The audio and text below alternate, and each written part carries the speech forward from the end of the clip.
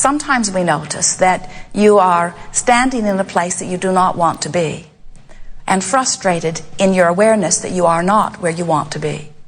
And in that frustration, the frustration itself is your indicator that you are right now misaligned with who you are and with what you want. Sometimes you feel defensive about that. You want to explain why you're there. And we say, a little bit of that can be helpful because that could put you in step one. In other words, the more you chew on what you don't want, the more clearly you know what you do want.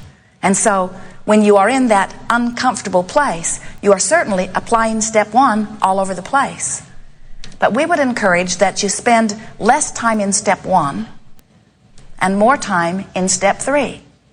Step two, not your work. Source energy takes care of that. So what do we mean by that? Well, don't spend too much time trying to defend where you are. Don't argue for your limitations by explaining how long you've been there. Sometimes people come to the hot seat and they want to talk about an issue. And we say, we'll hear you briefly, but we really don't want to spend very much time talking about your issue, because when we talk about your issue, what we do is keep activated the vibration that you've already been practicing. And when we keep activated the vibration that you've already been practicing, the vibration that has already shown you is not going to get you to where you want to be, then this becomes another exercise in futility, because all we do is practice the vibration that isn't working for you.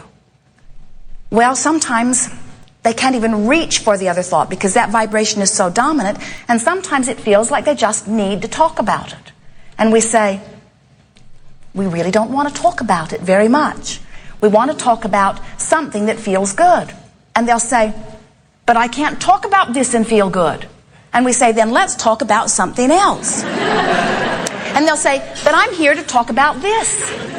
And we say, but that is your problem. And they say, we know that's our problem. That's why we want to talk about this. And we say, yes, but talking about your problem only continues to activate the problem and holds you apart from the solution. And they say, but I don't know what the solution is. That's why I'm here. I want to tell you what my problem is so you can give me the solution.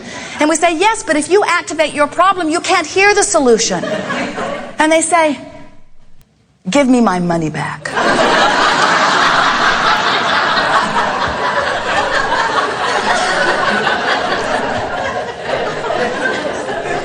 We have a new process that we're offering called virtual reality. You spend 30 seconds there. And you pretend like you're a director of a movie where you get to choose the setting, you get to choose where it's happening, you get to choose the time of year, you get to pick your favorite place, your favorite time of year, your favorite time of day, your favorite sun in the sky, your favorite air upon your skin, which will induce your favorite mood. And then you get to choose your favorite people that are there, maybe it's only you, and you get to choose your favorite thing to say. Sometimes it is better that way. The idea of it is to get in, feel good, get out. As Esther began playing the game, she understood our motive, because she recognizes that even as good feeling as she usually is, that she has some beliefs that she's carried around all of her life that still are dominant within her vibration, beliefs that do not serve her. And as she feels some of them surface from time to time, and as she listens to so many of you talking about things that have happened to you before, and she realizes the struggle that you are in, she said to us one day, Abraham, I can damn well choose which vibration is dominant within me. And we said, well, we had hoped it would feel more positive to you. But it is a good first step. Because you certainly can choose, and it takes that sort of determination, I'm going to choose which vibrations are dominant. But many times you are not prepared to choose. In other words, when you get focused upon a subject, something causes it to activate within your experience. It activates right where it usually activates. And sometimes there's already enough momentum going with it that you just can't find a thought that is different from it. That's why you keep practicing the same thought. So this game of virtual reality is a game for one reason only. It's only for you to practice choosing thoughts and making them dominant. It's really more about you showing yourself that you can take a thought, a simple thought, focus on it, make it dominant, so that you gain confidence enough that you can then begin to take some of those other beliefs that are hindering you and gently modify them. Because if there is something missing from your life right now, you've got to change some vibration. If there's something in your experience right now that you don't want, you've got to change some vibration. You cannot continue to bip along in the habitual pattern of offering thought and have anything in your experience change. You've got to change it. Esther took 10 years of piano lessons when she was a little girl. Well, she was little when she started. And she did 100% of her practicing at the lesson. She had a very nice piano teacher. They enjoyed each other very much. They always had a good time, half an hour a week. And as a result, Esther can play a pretty nice tune. But we want you to practice more than at the lesson. We want you every day, if you are really serious about changing your vibration, we want you to begin to play this game of virtual reality several times every day, until before you know it, you will be able to choose which vibrations you want to make dominant. Never again was something that happened when you were 3 or 5 or 20 or 30 or 40 or 50 or 60, something else that happened that was so dominant that it caused you to offer a vibration. Never again will something other than what you choose be your dominant vibration. And when that happens, you are then the deliberate creator of your own experience. Because it turns out, creating is really about letting in what you've already easily chosen as you have moved through the contrast of your time-space reality. It's not so much about goal setting. The goal setting happens. It's about aligning to your own goal. Good. We are eager to visit with you about anything that is important to you. It will be a very nice unfolding here. Many of you have been hearing us, and others.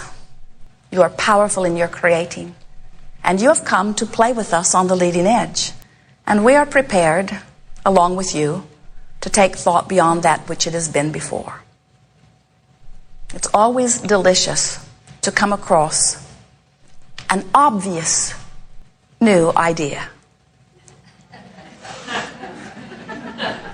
It is so exhilarating to be right there chewing on something and all of a sudden have the next logical step that has never been understood before appear right before you and to feel you right there with it. You are powerful creators. You are not regurgitators at all. You said, I want to come forth into this time-space reality and I want to feel the exhilaration of my purpose and my focus. And together with others, I will take thought beyond that which it has been before. You've said, I'll pay attention to the way I feel because I have this guidance within me that lets me know my vibrational harmony. I can feel when I'm in alignment with who I really am, and I can feel when I'm not. So as the new ideas are born, I will literally mold them by feeling and thinking, thinking and feeling, thinking and feeling, thinking and feeling, thinking and feeling. I will project a thought and then I will feel it into place. I will project a thought and then I will feel it into place. And gently, I will enjoy my expansion. Your dominant quest for all of eternity, and certainly that which you held before you made the intention to come forth into this physical body, was to feel good. Joy was your quest, because you knew if you were feeling for that resonance of joy, then you were feeling for your guiding light. You were feeling for your alignment with who you really are.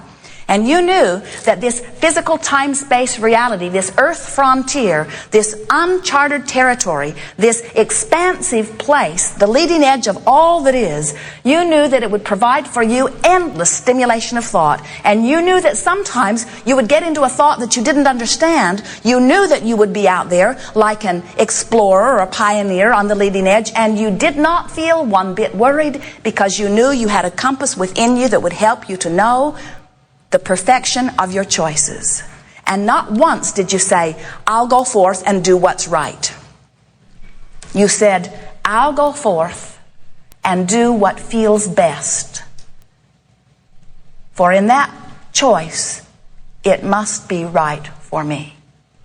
Because you were wise enough to know You cannot choose what is right in every moment for everyone, because everyone's not in the same place of asking. The same answer can't answer all of the questions. There are different questions, and what comes forth for you is always appropriate in the moment. We just want you to begin to trust the way you feel, because that's the only way you will ever know what is right for you. If you let someone from the outside guide you, they might be guiding you to what's right for them. You hear it sometimes when they say, "You selfish pig. Don't do what you want to do. Do what I want you to do." That's an example of that. You need to do what's right, and it will please me when you do it. And we say, wrong answer. Sometimes it's fun to please them. Pleasing them sometimes feels good. But if you reach this place where you are reaching to please them and they are out of sync with Source, then pleasing them cannot possibly please you. If you have someone dominant in your experience who's tuned in, tapped in, turned on, and they are holding you as their object of attention, and in their adoring of you, you reach to do what would make them feel good, you're in good hands, because they're in alignment with Source.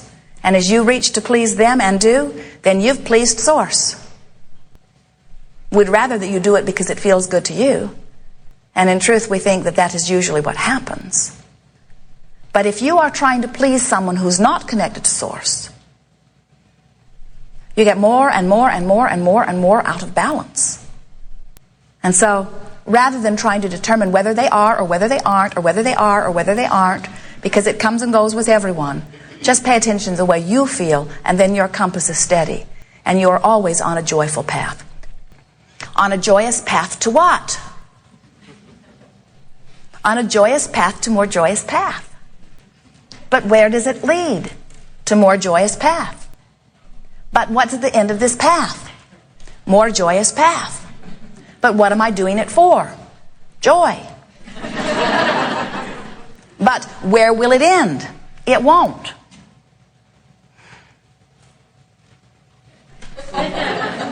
I never get it done.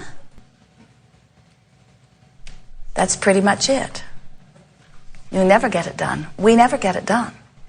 But when you think about it, have you ever been on a joyous path, like a vacation or eating an ice cream cone, when you wouldn't have minded if it didn't end?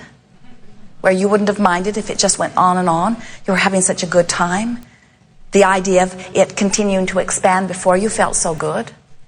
Well, that's the way this life experience felt to you from your non-physical perspective.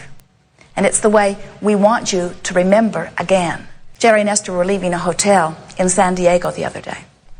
And the bellman who was helping them with their luggage stood with Esther on the curb while Jerry went to get the car. And he said, "I met a lot of happy people this weekend who were at your seminar. What was it about?" And Esther said, "Oh, it's about letting the well-being that is natural in." He said, "What?" Esther said, "Well, it's about understanding that we are supposed to feel good and just not doing that thing that keeps us from feeling good. And if we don't do that, then we feel good." And he said, "What?" And then a family is coming out of the hotel, and a little girl who could not have been more than 3 years old, maybe not even that, tiny little thing, is pushing on the big, heavy glass door. And Esther went to help her and then realized that the little girl was pushing so hard that if Esther opened the door, she would probably fall right down. So Esther stood back and watched her because her parents were allowing it. And the little girl pushed the door with all of her might into the open position and then held it while her older brother walked out, and her father and her mother, and she is exclaiming to all of them, "I did this all by myself. I did this all by myself." And then a parade of strangers are coming out of the hotel, one after the other. The little girl is holding the door, and she is telling each of them, "I did this all by myself." Her beauty and her purity and her joy brought one man nearly to tears. He could hardly believe that this little bit of a thing that did not come to his knee was holding the door for him. And then she bounced down the sidewalk with her family, shouting all the way to the parking garage, "I did that all by myself."